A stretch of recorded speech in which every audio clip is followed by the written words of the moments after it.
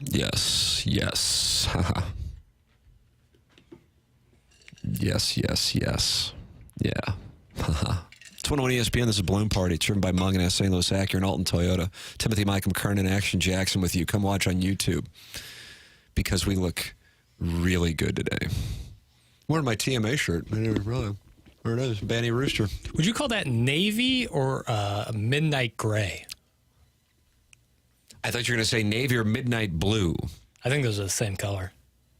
I'm going to disagree. I don't know. I'm not too invested into the fashion game. Oh, well, I'm sorry. You're the one who hijacked this segment that was going to be a tribute to you and your hole-in-one, ladies and gentlemen. Text in your congratulations to Jackson Burkett. Let's take you out to Crystal Springs Quarry on Friday afternoon. Hole number 6. Peter, what do we have here? Well, you're right, Tim. He has about 105 yards. Par 3 here at Crystal Springs Quarry. First time Jackson's played a public course since you were 5, I think. Right. And Jackson, you take it from there. Yeah, Tim, water on the left. You got to maintain, you got to see that. You got to see that there's water on the left. There's a bunker in front. So we don't want to be left, and we definitely don't want to be short. So we take the P wedge. Excuse me? We take the pitching wedge. Pitching wedge. That's right. It's 105 yards. Right. But again, don't want to be short. Don't want to be left. I know my pitching wedge, it might not go as far as some would like it to go. Sure, it might go if I flush it.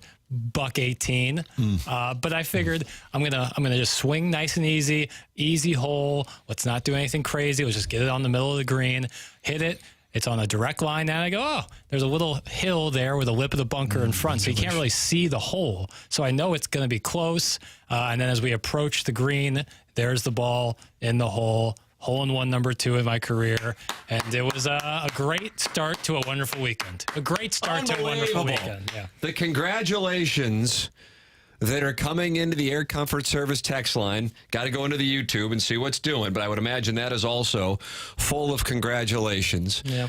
Second hole-in-one. Yeah, it's number 2. Second hole-in-one. Number 2 in my life. Yeah, really, really fun. My friends were with me this time. Super awesome. Sweet Kai, Oatmeal, and Herb. No, Private Citizen Pete, MPK. There was a group on the next hole's tee box, which is adjacent to the hole. I didn't like the action I was getting off of them. There was no celebration from them. You know, if you're on the tee box, you can clearly see the hole, and you see a ball drop from a tee box, you would think the group ahead of you would be going nuts. Yeah. No reaction from them. They didn't react? Not at all. They could easily see it. They didn't even react. I could see them looking at us. No reaction. No congratulations. Yeah. Wow. Really didn't like the action coming off the group in front of us. Okay, now the congratulations aren't as supportive as I would have thought. Let's see. Congratulations, Jackson. I love that course. I've been close a few times, but never made it. So that's good to see. Yeah. Shove your hole-in-one where the sun doesn't shine, Piddles. Okay. That's from the Grape Ape Auto Detailing. Jackson, Sup King, congrats. When you finna wear some Bob Does Sports apparel on the show? That's from the 618. I wear a quarter zip that they have. Did your daddy pay for that hole-in-one, Piddles? That's from the 314. Now let's think about that pragmatically. That's what this show is. They should rename the show Pragmatism. Yes, because I think all advisors would tell you that words like that are perfect for show titles. Amen. Yeah, but let's be pragmatic. That would not be possible. I guess theoretically, like, pay for the clubs. Here's some, Tim. The next hole at Crystal Quarry Springs, a lot of trouble on the left and tree lined on the right. So it's a tough shot. Now me, just kind of being so on a high, didn't realize that I was playing my hole-in-one ball in the next tee box. Oh, no. And I hit the ball, and it was going left into trouble. And I was like, and as it was in the air, I was like, crap, that's the hole-in-one ball right there. Luckily, it stayed in bounds. I immediately took it, put it in my bag, dated it, and put it back in my bag and used a different ball. But I was like about 5 feet from losing my hole-in-one out ball. Here. I know, and I still have my first ace ball, so now I have a little mini collection. Congratulations, Jackson. It's an awesome feeling. That's from the 636. It is. It truly is like crazy. Like the rest of the round almost doesn't matter afterwards. Like you obviously want to keep playing, but it's like nothing will top that feeling. Did you buy the clubhouse a round of drinks after the match? That's from the 636. I bought the group I was with, my two buddies, a round of drinks, as is customary. The clubhouse pretty much it was closed when we finished the round, so that wasn't possible. But I did buy my friends some beers. Congratulations. Now have my hole-in-one, you pasty sex god. That's from caller Buzz. That is like what I'm looking for right there. Oh, is that right? Yeah, that was nice. Buzz, you can DM Jackson, and you guys can set up that arrangement. But here on this program, we have an hour, and we need to maximize it. For sure. The lead is Jackson's hole-in-one. Appreciate you. The lead is Jackson's hole-in-one. And we're going to be accepting congratulations throughout the broadcast, both in YouTube and via the Air Comfort Service. I'd like some mic drops on it. I would like talking. some mic drops. Now we're talking. Using the 101 ESPN app. But the thing is, today is Monday, and that means we have the Angry Beaver Weekend Wrap-Up. Woot, woot. Woot, woot, woot, woot, woot, woot, woot, woot. Obviously, Tim, with the Lil Piddles Weekend Wrap-Up, it's been over the past week or two, maybe even 3 weeks, it's been the weekend wrap-up. You'd like to talk about the Cardinals, but there just isn't much. I went to the game yesterday, boy. Hot day. Hot. You sit in the shade? My son wanted to go for his birthday is this week, and said, of course, I would love to go watch the Cardinals play the Mets in 100-plus degrees. So we got tickets and sat on the first base line, and I purchased them in the shade. That was prudent. That was the play. Yeah. My wife was grateful for. I think she's probably just grateful for my intelligence. Just grateful because to be candidly, physically, I leave a lot to be desired. I disagree personally, but hey. Thank you. I'm just digging for compliments. We have and this is the perfect vessel for that. We have a Cardinal topic that is currently interesting and fun to talk about. Masyn Winn's first hit was overshadowed by a polar bear. After his infield single, which will hopefully be the first of many hits in his Cardinal career, Pete Alonso fired the baseball into the stands to a fan when there was 2 outs in the inning. The Redbird dugout seemed less than excited to see their star prospect's first hit ball now residing in the first base field box. What did you make of the situation? Did you think it was at all intentional? Do we have the sound? I should have had it pulled up. You're still in the afterglow of the hole-in-one, so I think everybody's going to be understanding and supportive. But I have a number of thoughts on this. Now, Jackson, it's important for me to issue a disclaimer on the front end to the people.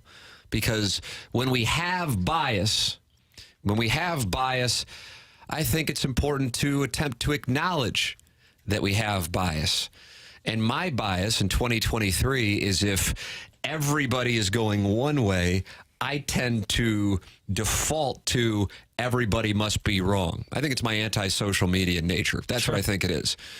And so on Friday night on Cardinal social media, Pete Alonso was getting pounded for knowingly throwing this ball into the stands. And so therefore I'm like, well, of course he didn't knowingly throw it into the stands. Let's play some audio here, and I'm going to go on a deep dive here, and I'm going to make a request of the audience, if I may. All right, what do we have first? Do you want the actual play? Yeah, call the play. It was the SNY play? SNY, yep. Okay, Gary Cohen keeping the speed of Winn here.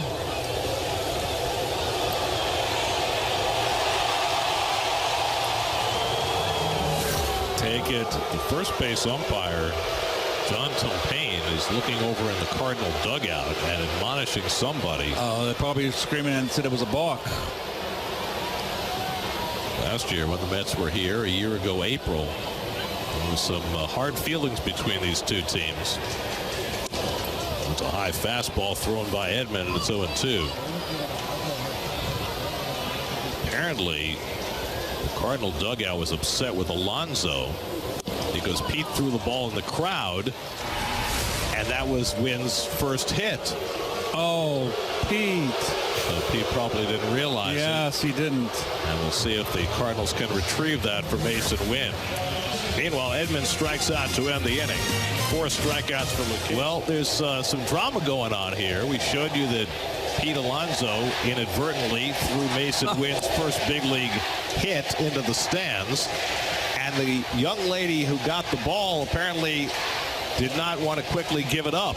And the crowd is now getting on her case, and I think she's feeling peer pressure now to deliver the ball. I'm sure they will give her something as a more than adequate replacement. All right, let's clip. Look, I feel like we're going to rebroadcast the whole game now, and I think there's a major league rule against that.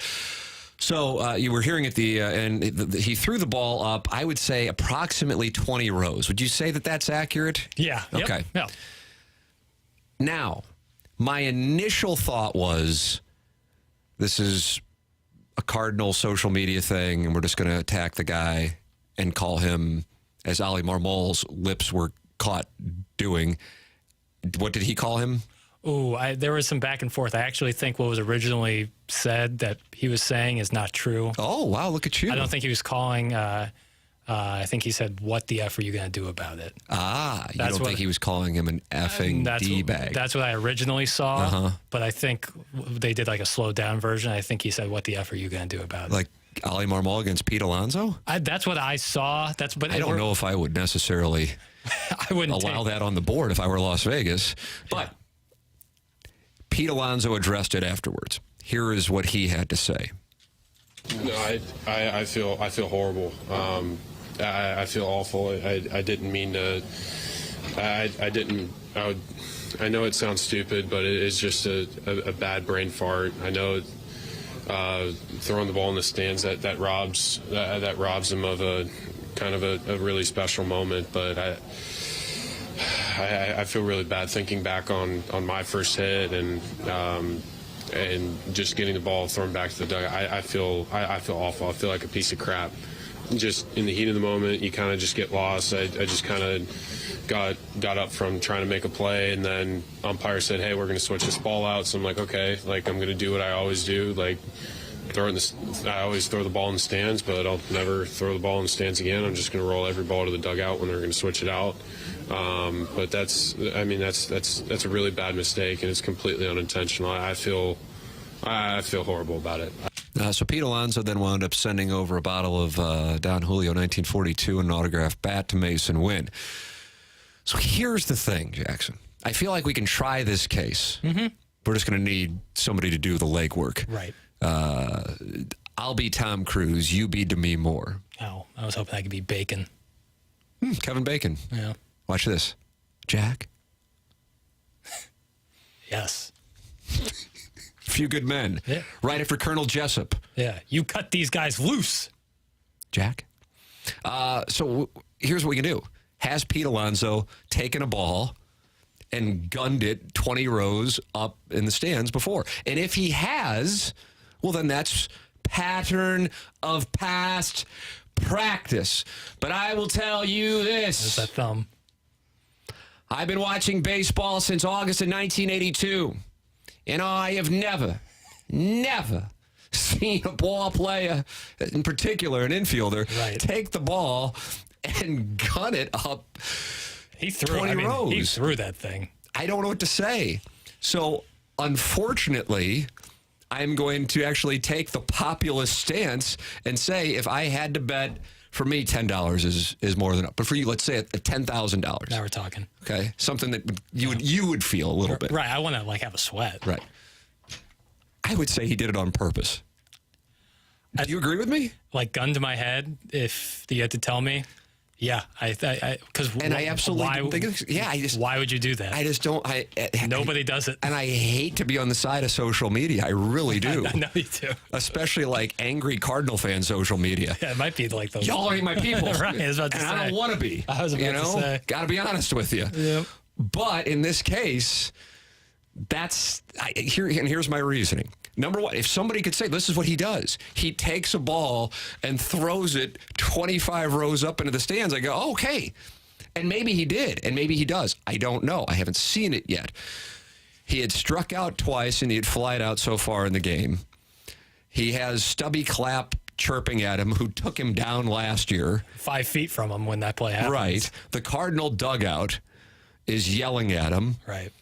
And I think what really, I don't think he knew it was his first hit. This is where I'm I at. think he just was like, oh, these a-holes who I don't like are yelling at me. Here's what I'm going to do. I'm going to take it and throw it up there. I don't think he was trying to do it to Masyn Winn. Okay, so we're on the exact same page. I think he was doing it despite the Cardinals. That's what I think it was. I think he was pissed. He's an emotional guy. Now, I use this example on TMA. If this were Paul Goldschmidt, do I think Paul Goldschmidt would have done that? No, but it's not because he's a Cardinal and our boys are the best and play for the fans and not the money.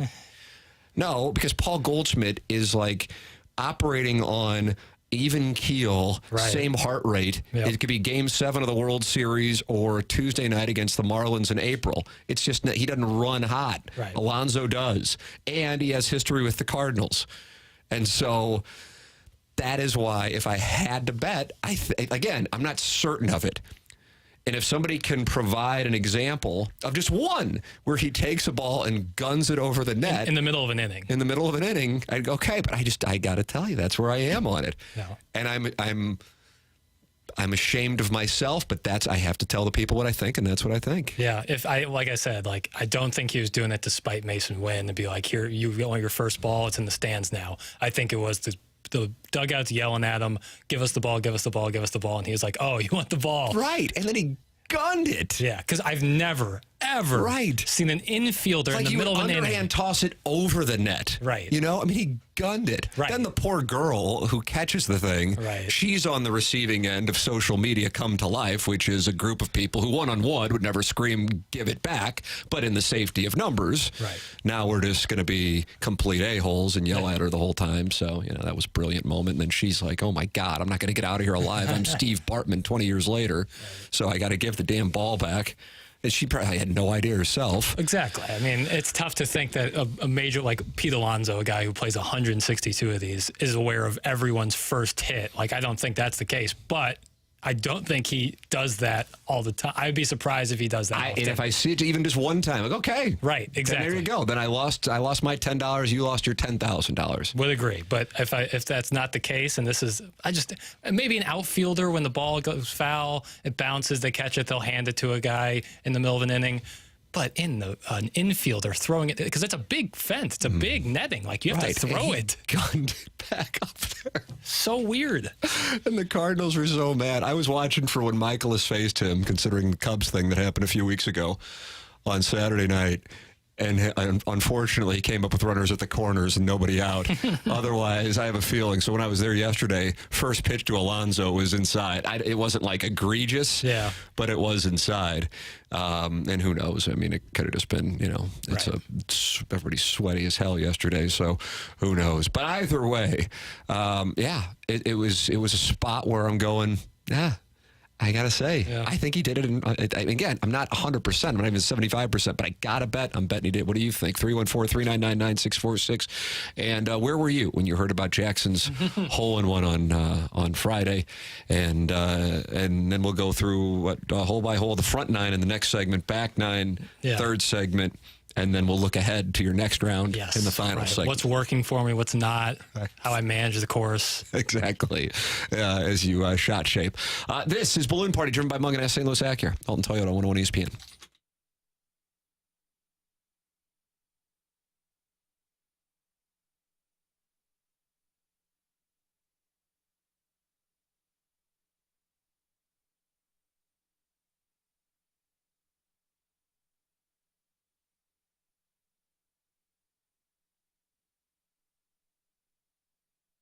Hey, STL, let me talk to you about Circa Sportsbook. If you're heading out to Las Vegas here before the football season, let me suggest the two major contests they got going on at Circa Sportsbook with $14 million in guaranteed prizes. First up is the Circa Millions, $6 million in guaranteed prizes. It's $1,000 per entry, max of 5 entries per person. You must register in person at Circa Sportsbook in Nevada. You pick 5 teams against the spread every week. Winner takes home $1 million. There are quarterly and season-long prizes prizes to go along with that. Then they got the Circa Survivor pool with $8 million guaranteed to the winner or winners, $1,000 per entry, max of 10 entries per person. Pick one team straight up every week to win. If the team loses or ties, the entry is eliminated. You can only pick each team once in the season. Go 20-0 or be the last person standing to win, with $8 million guaranteed to the winner or winners. Both of these contests you must register in person at Circa Sportsbook in Nevada. Weekly picks can be made through a proxy that you register with from anywhere. It's all available over at Circa Sportsbook.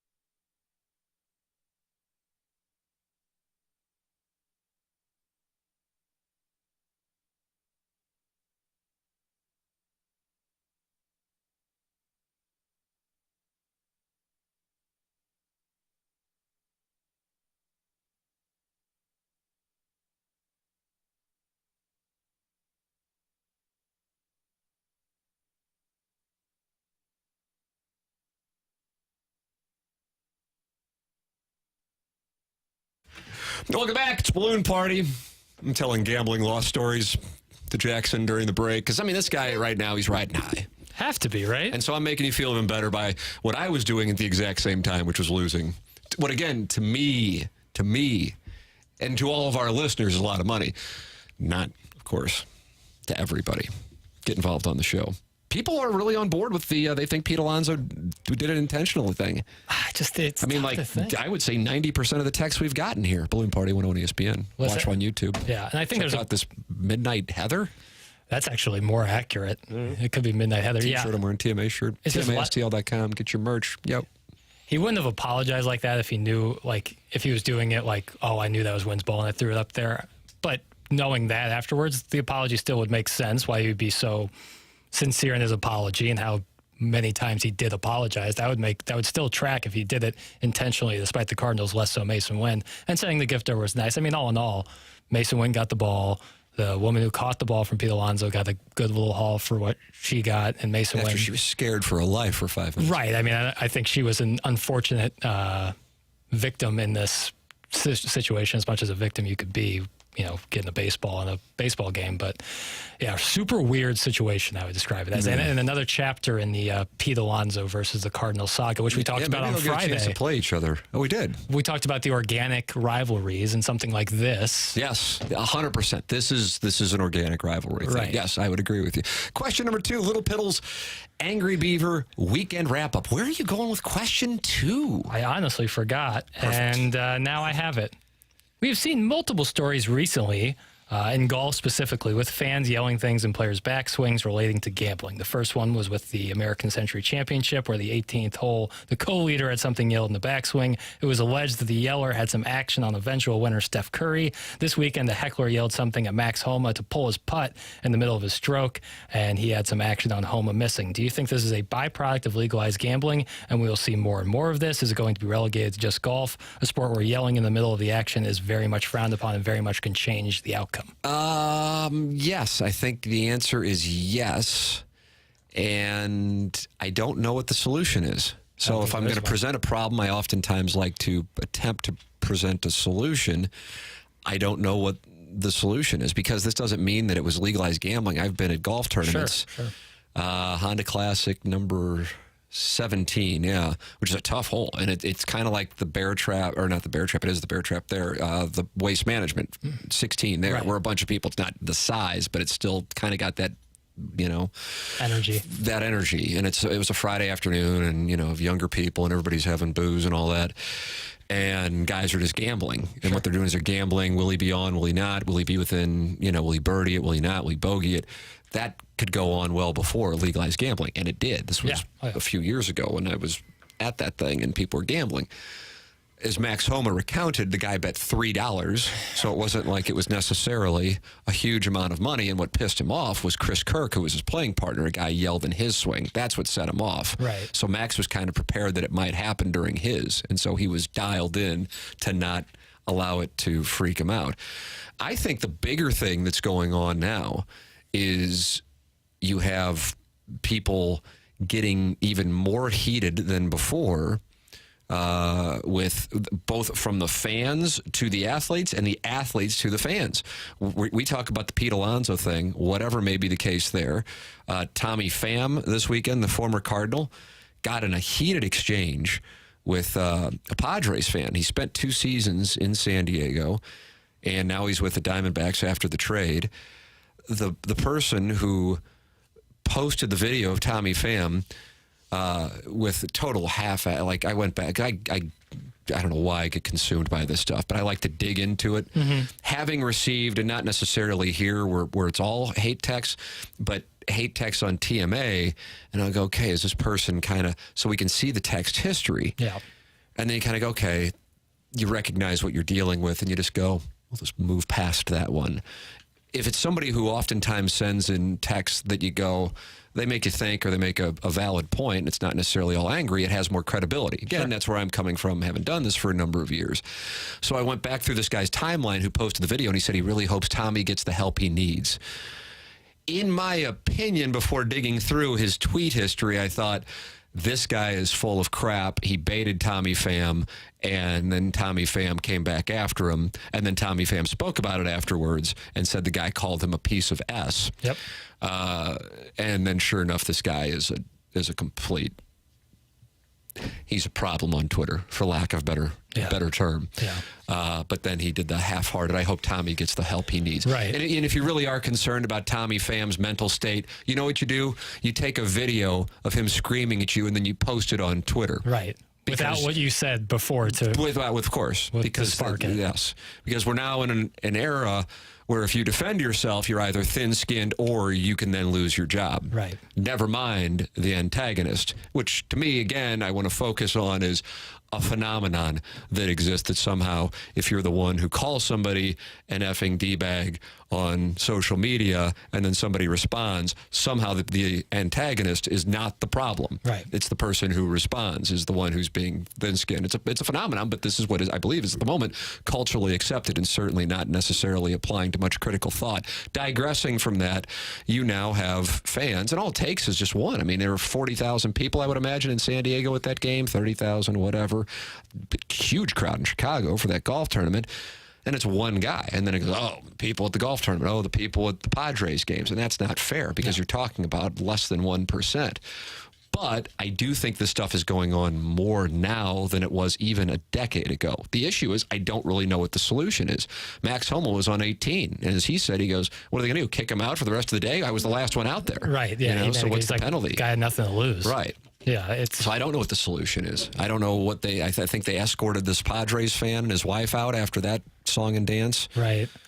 I wonder less so like the solution to it, because ultimately I don't think there is one, but what the catalyst is for it happening more and more often. Because over the past couple of years, since fans have come back from the pandemic, I would say it's happened the most of fans spouting off, saying stuff that's totally inappropriate, and players, I guess, now are just feeling more empowered to be like, hey, that's not going to fly. And, we do have the power to, if we find you to be a problem, find a stadium official and say, hey, get this person out of here. Here is my theory. It's a wonderful question.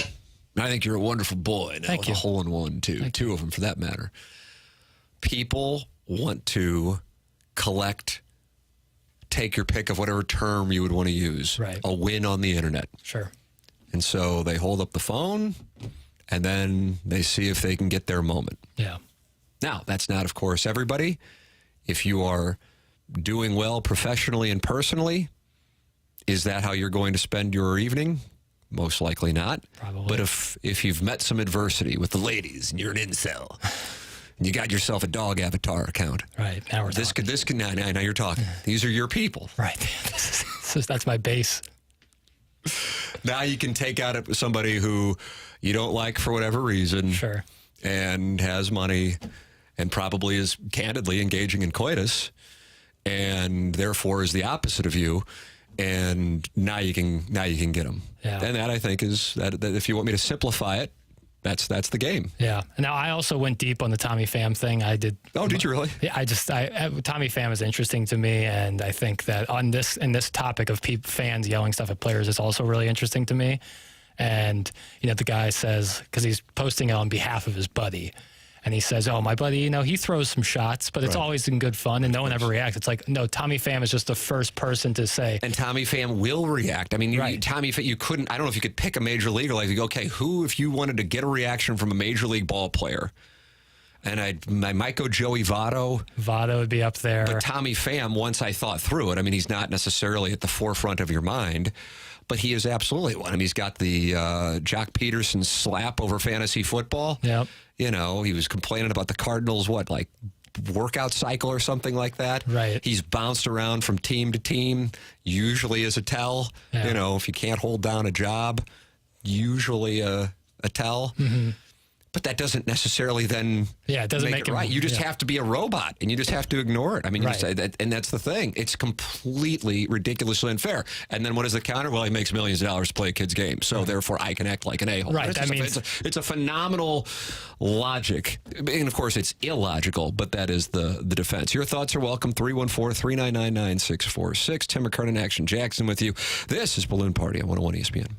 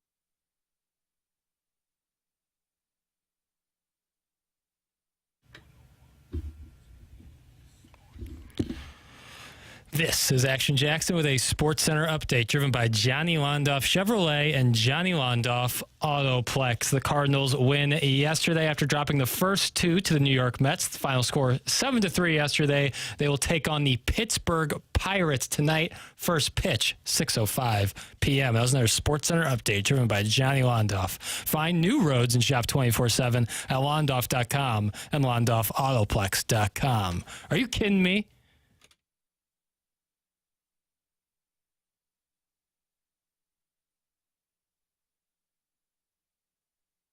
Welcome back. This is Balloon Party. Come and watch us on YouTube. Let me see what's going on in the YouTube chat. I haven't been in there. The Golden Child, Tiny PP, Tom Summers, Dr. Gers. All our friends. Yeah, a lot of people are active in there. Come on in. YouTube.com and 101 ESPN. You can see what's doing. And I'm wearing Midnight Heather. Yeah, it's kind of like it's a mix of dark gray and navy, and it just looks outstanding. Yeah, I think it's a color that really suits me. I'm really excited about myself. What's your favorite color? Real quick. This? Yeah, navy. This is it. Dark navy, yeah. I like that. It's a good call. What about you? Tell me your favorite color. Text in your favorite color, 314-399-9646. Light blue, Carolina blue. All right. Yeah, it makes me, I think it makes me look good. Your thoughts on Jackson wearing Carolina blue, 314-399-9646. Question number 3. Is it 3 of the Lil Piddles Angry Beaver Weekend Wrap-Up? This is question 3. Tim. Nice. St. Louis City SC back in action. I mean, how do you do? 6-3? Yep, first time back since July 15th. I was locked in. Yep. 6-3 W for the Dogs over Austin. And honestly, it was as fun to watch as anything. Oh, you went? I Or just watching? Okay. watched, yeah. The boys look like they're humming. Skate, boy, skate. Absolutely. Based upon what you see on the return, both from the fan and the player's perspective, does this look like a club looking to do more than just an impressive debut season for an expansion program? Does this team kind of look like they're looking to run the table? Watch this. They want to shock the world. Yeah. They're going to shock the world. I mean, they're 7 clear of LAFC. 7 points on top of the table, man. So this is getting real, and that's the kind of performance. Now, I texted one of my soccer compadres early this morning, and I said, "What do you think?" And let me see what he wrote back. And I'm curious with those of you, unless I'll defer on the soccer knowledge to those of you who consider yourself big fans and much more soccer savvy. But I texted him and he said, outside of the overall great finishing, that without Berkey, they could have lost. Defensively, very poor. And I go, what? Now, this isn't like angry take guy. This is a friend of mine who's not in the public eye. And I thought, oh, wow, you score 6 goals. I could tell Berkey was frustrated that they were just giving him away at the end. Yeah. But then they would immediately answer. Yeah. But I'm sure he's like, I don't want to be giving up 3 goals. No, it doesn't. He wants clean sheets, baby. He wants clean sheets. There was one quote-unquote legitimate goal, but then there were a couple of sloppy ones there at the end. But either way, that's focusing on the negative. The positive is where this team is, and this is something else. Yeah. And so this is, I keep talking about how unique, this unique calendar year in St. Louis sports. So unique. Never seen, I don't know if we've seen anything like it, just with the Cardinals and Blues, isolating it on that. Maybe there was a year where they were both out of it. Maybe, I don't know.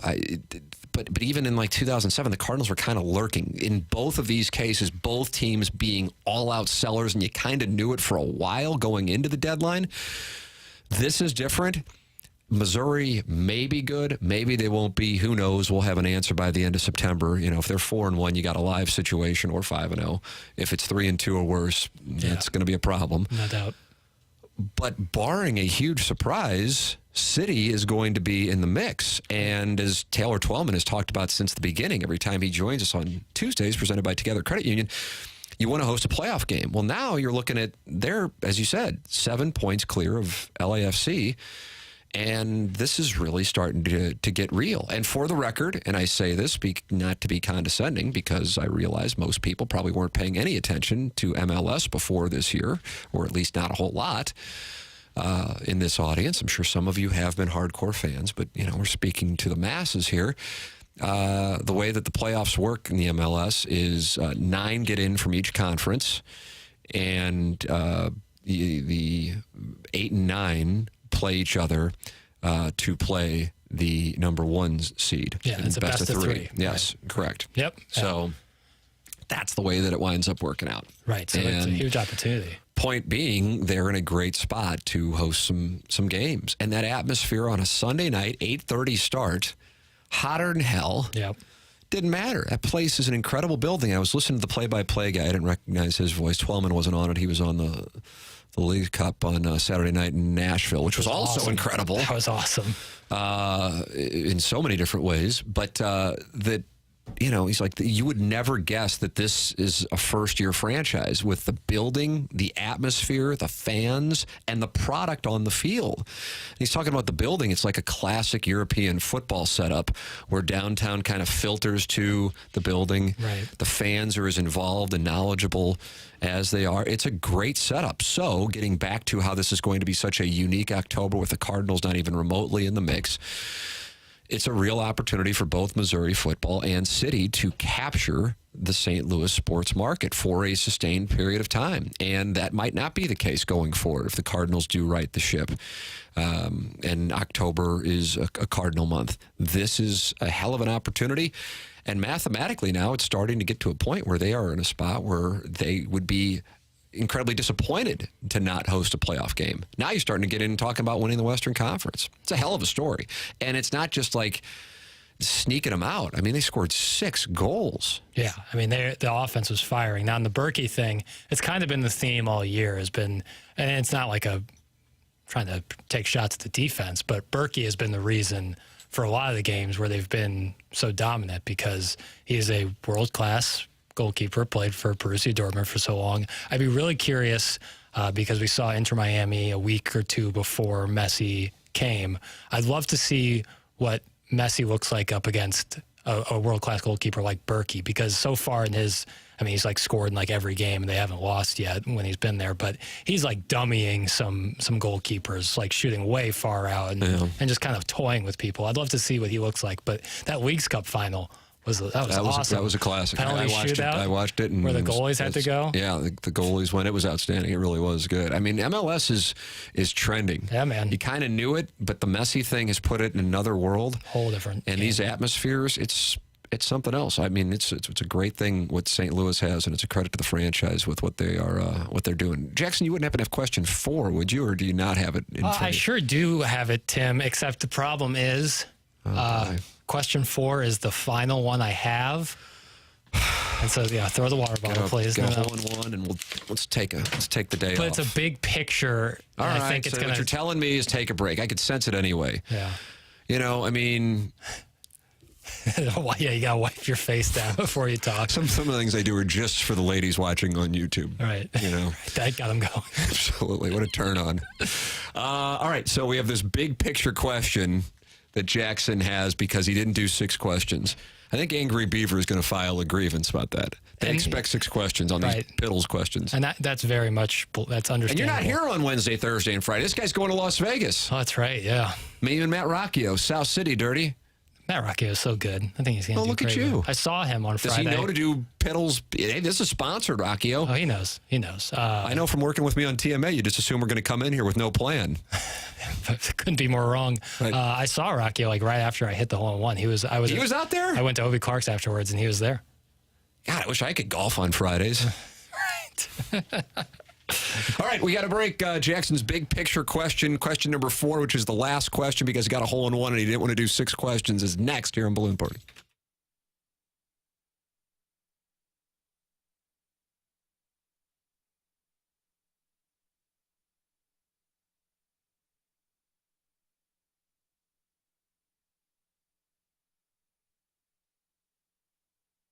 Munganess, St. Louis Acura, and Alton Toyota, presenting sponsor of Balloon Party on 101 ESPN, and the place where I go to get my cars, my family's cars, and I would love to see you go there as well. All you got to do is go to stlouisacura.com or altontoyota.com and experience the magic that is Munganess, St. Louis Acura, and Alton Toyota. Plus, they have the number that is specific for our audience. That number is 314-252-0029, 314-252-0029. It's Munganess, St. Louis Acura, and Alton Toyota. And you can go shopping right now at stlouisacura.com and altontoyota.com. Work with Jamie Burkhardt. Work with Clayton Patterson. Work with Peter Munganast. Work with the great people in the service department. Even if you didn't get your car from Munganast, get it serviced at Munganast, St. Louis Acura, and Alton Toyota. Online at stlouisacura.com and altontoyota.com. It's Munganast, St. Louis Acura, and Alton Toyota.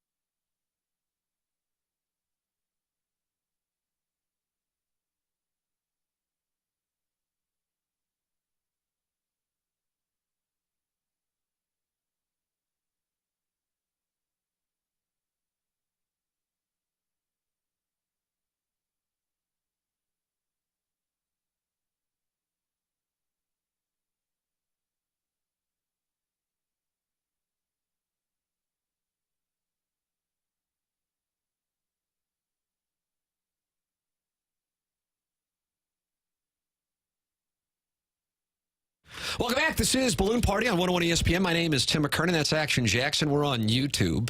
And we're also available to podcast, Dobbs Tire and Auto Center's podcast. Go back and enjoy it anytime you want. It's just 1 hour of radio excellence is really what it is. And Jackson got a hole-in-one on Friday, and so we wanted to do a big picture question. And he's going to treat you to it right here. I don't know what it is. I'm looking forward. I love the big picture questions. Yeah, and this is kind of something I was talking about, I think, either Thursday or Friday. Oh, so it's a rehash. No, it's a little bit of a rehash, but there's new information. Front Office Sports had an article sourcing Dan Ives, a Wedbush securities analyst, discussing the possibility of Apple purchasing ESPN from Disney. Ives cites the massive bankroll of Apple and the millions of users on their devices combined with ESPN subscribers could be a match made in heaven. What do you make of this idea? Do you think this could set up Apple TV to have a monopoly on live sports, something I was alluding to last week? Yeah, I'm intrigued by it. I have to say that. Yeah. Didn't see it coming, but then you read that and you go, well, that does seem like it would be quite logical. Right. Now, Apple doesn't necessarily always, I think their last big one was Beats, which was 2014. That was $3 billion. Yeah. This would be in the $50 billion range. Here's what I would tell you also, because I, going without saying, but I feel obligated to put it on the record.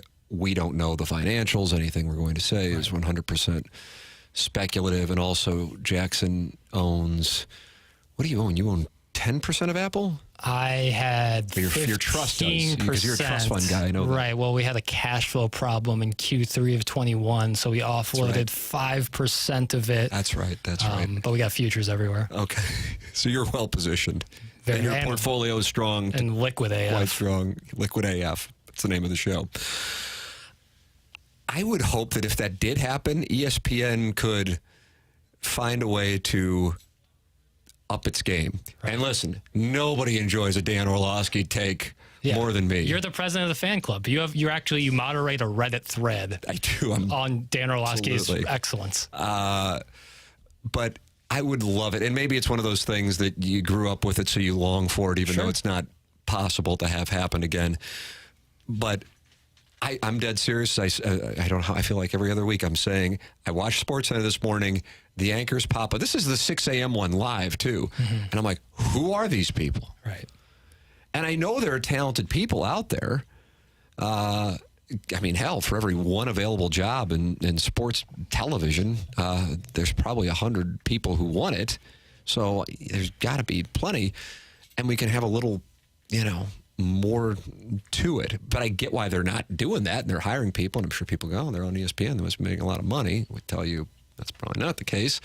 But what I would say is this, is there is a way to make money on those things, but people have to be watching, and so it's kind of chicken and egg. But if you roll back the salaries, you're not necessarily going to get the best of the best, and the best of the best are going to go control their own thing, do podcasts, go do, which I know sounds counterintuitive. If you grew up in the 90s, you would assume the television thing is the way that you make money. It's not in 2023. And then get some of those people, like, for example, the boys from Pardon My Take. Right.